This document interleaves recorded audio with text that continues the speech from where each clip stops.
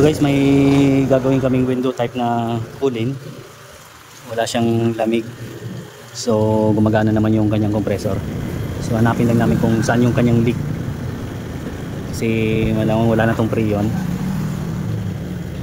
Wala na siyang hindi na kunti na lang siguro yung preyon nito.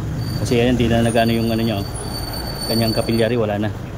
Hindi naman lang lumamig na nag-moist.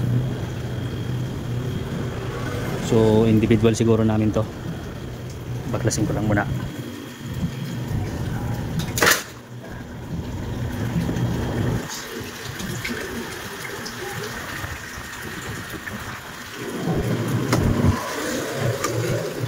So ayan, i-dismantle ko lang muna to. So ito guys, lagyan ko lang muna siya ng charging line. Ayan, binutasan ko muna kasi wala pa siyang abang para sa kanyang charging line. So ito, lalagyan ko na lang muna siya. Ayan, bali hihinang ko na lang muna to dito. Ayan. So ayan guys, bali hihinang ko na lang muna siya.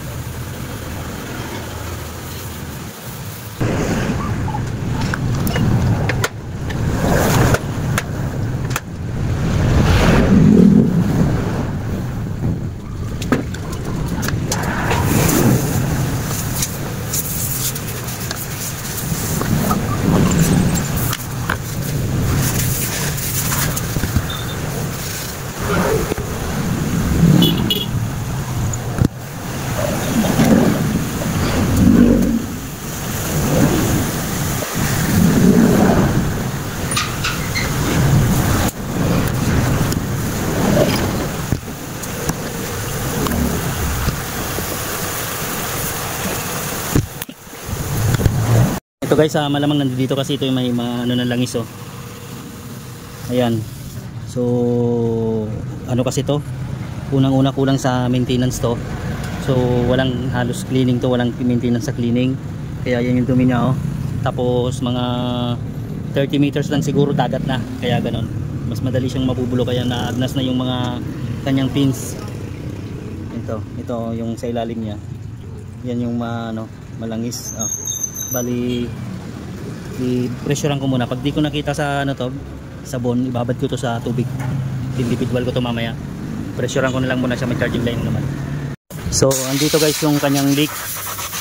Ayan Ayan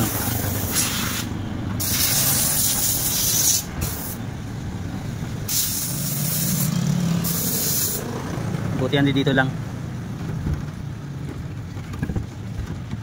Dito kasi yung parte ng malangis, kaya so pag ito lang siya, hindi ko na kailangan individual to. Ayan lang butas niya. Yan.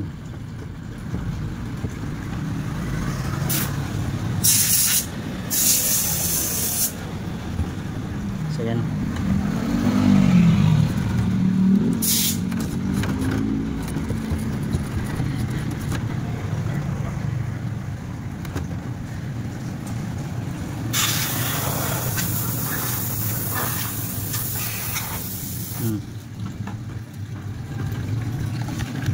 So ito lang is nag-iisa lang siya. So hindi ko na siya kailangan individual pa. Buti nga nandito lang siya sa labas.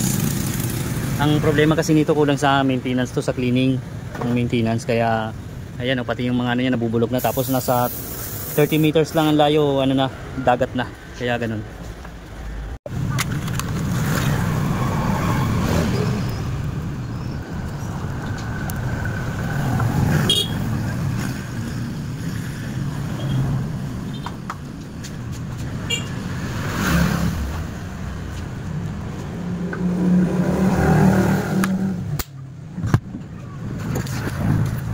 Ito guys, pinisyuran ko na ulit 120. So check lang natin tong pinaginangan. So ayan, wala na siya.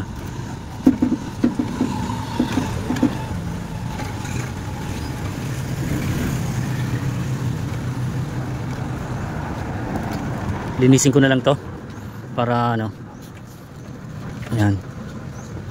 So linisin ko na lang to guys para ma-reprocess ko na. Pagkatapos ko linisin, reprocess ko na diretso. So yun lang, nag-iisa lang siya.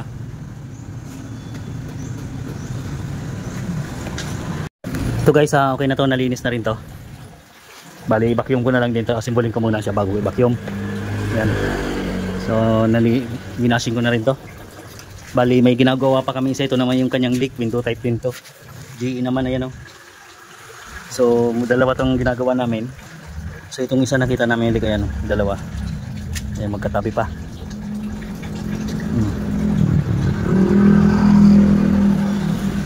Bali, sultahin ko na lang din yan. Tapos ito, simbol ko lang muna to. Ito yung isa, yun yung isa. Ito yung isang ano, nahinang ko kanina, dito yung leak niya, yan.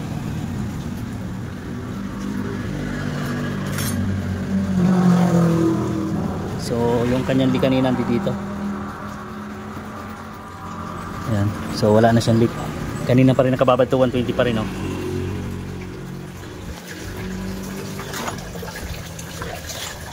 Bali ito guys, karga ko na siya ng Freon. Bali 410 yung karga nito. Ayan, oh. Na vacuum na to, ayan, naka-vacuum na yan.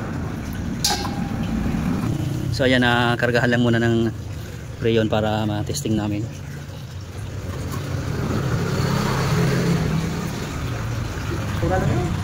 So yan guys, i-ano ko na lang to, start local.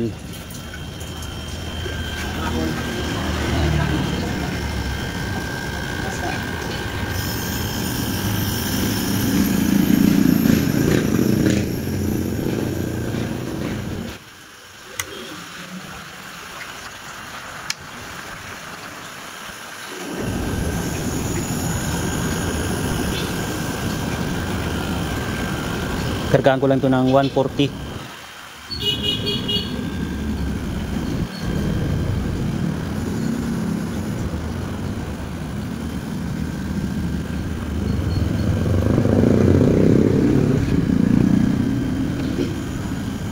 So bali ito guys, so 140. Yan. So yan ako na lang to. Paint shop ko na lang. Okay na yung kanyang moist, oh. Kompleto na agad. Ganda na ng lamig niya. Sakto lang yung karga niyan, 140. Masikip. Masikip.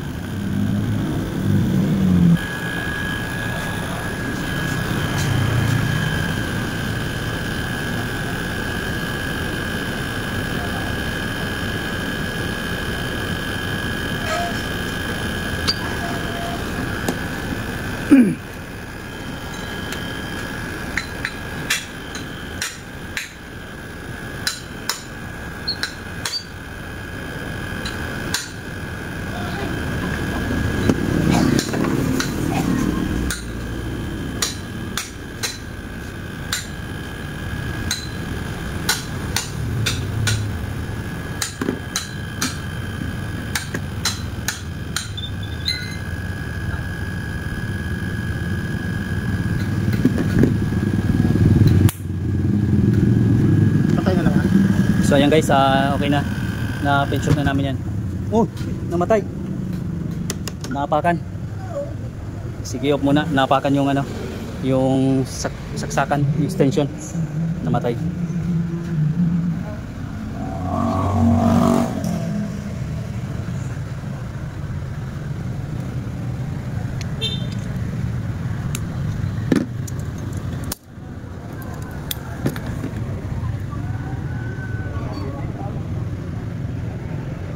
Okay na yan guys.